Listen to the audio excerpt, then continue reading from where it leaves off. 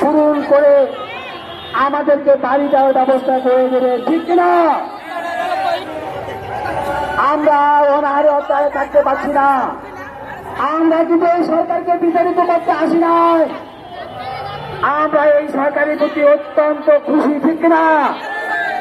আমাদেরকে আপনারা আশ্বস্ত করেছেন, আমাদের বেঁচে থাকা নতুন করে স্বপ্ন দেখিয়েছেন। আপনারা 2025 সালের 3 ফেব্রুয়ারি যে চিঠি ইস্যু করেছেন, সেই চিঠিতে আপনাদের উল্লেখ ছিল 7 কর্মদিবসের মধ্যে এগুলো যাচাই বাছাই পূর্বক ব্যবস্থা নেওয়ার জন্য।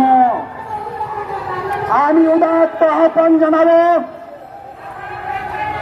মন্ত্রণালয় মহোদয়ের সঙ্গে, কেন প্রধান উপদেষ্টার চত্বরে এই চিঠিকে অবমূল্যায়ন করে আজও গড়িমসি করতেছেন?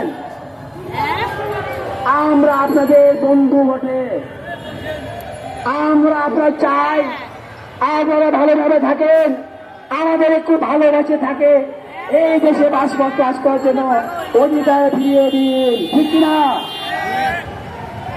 আপনাদের যেমন বাঁচার অধিকার আছে, এই বেসরকারি প্রতিষ্ঠানের শিক্ষক শিক্ষিকা তাদের সন্তান নিয়ে সুস্থভাবে বেঁচে থাকার অধিকার আছে, আপনারা ভুলে যাবেন না। এবারে বক্তব্য নিয়ে আসছে নেত্রকোনা। আপনারা দেখছেন দৈনিক গণকণ্ঠ, সবার কথা বলে।